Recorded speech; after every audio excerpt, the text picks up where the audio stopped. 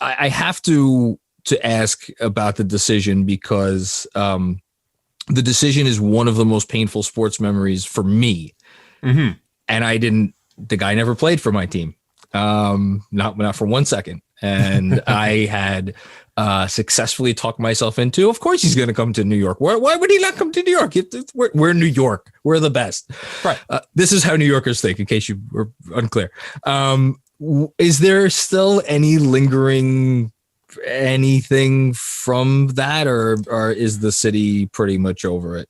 So there are lingering parts to it. Like when he did come back, I was someone that was a little skeptical with the letter. I mean, it was kind of proven the skepticism, because after like a month or two in Cleveland, they had a below 500 record and he was already flirting with going back to Miami, and you got to make all these trades. So no, it's not just about coming home.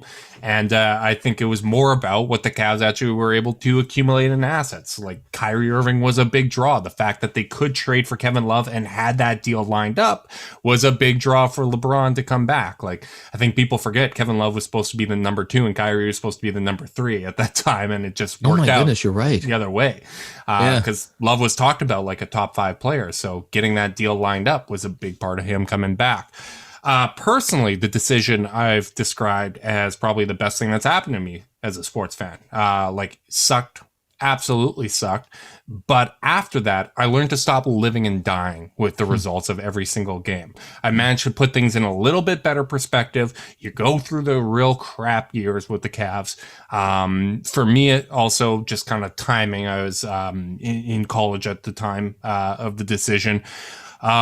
Just learning, like, am I a Cavs fan or am I a LeBron fan? My allegiances stayed with the Cavs, and that's when I actually ended up starting getting involved with blogging at Fear the Sword, eventually starting the podcast, and you know, like I've really enjoyed the experience, and like it kind of forced me to grow up as a fan, and for that reason, it helped give me the perspective that I have now, right? Like where, yeah, I put into perspective that basketball is supposed to be fun. And that's one of the biggest things I do on my podcast, because there's so many, like, there shouldn't be a lane for someone like me, but there is, because so much of the coverage is everyone sucks except for 2 teams.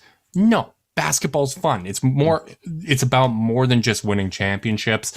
There's so much talent in the NBA right now. Even the non-playoff teams have so much young talent that's worth caring about, that's worth tuning in and figuring out what's going on with their development. And when you actually respect how much talent there is in the game, you don't feel as frustrated when your team loses, because you don't think there's only 2 good teams and how are we losing to all these bums. So for me, it's been a positive overall, even though it was obviously just one of the worst things at the time. Yeah, I can't imagine it. Is he, this may sound like a silly question, is he your favorite Cav ever still?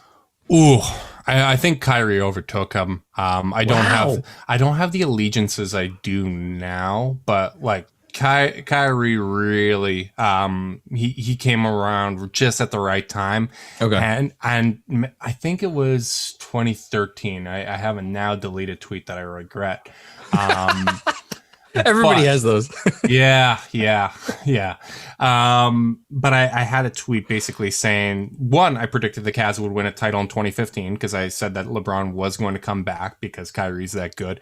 And I also had a tweet that I said, all I want is for the Cavs to have Kyrie take a shot for the championship. I will live with the results one way or another. Oh my God, that's great.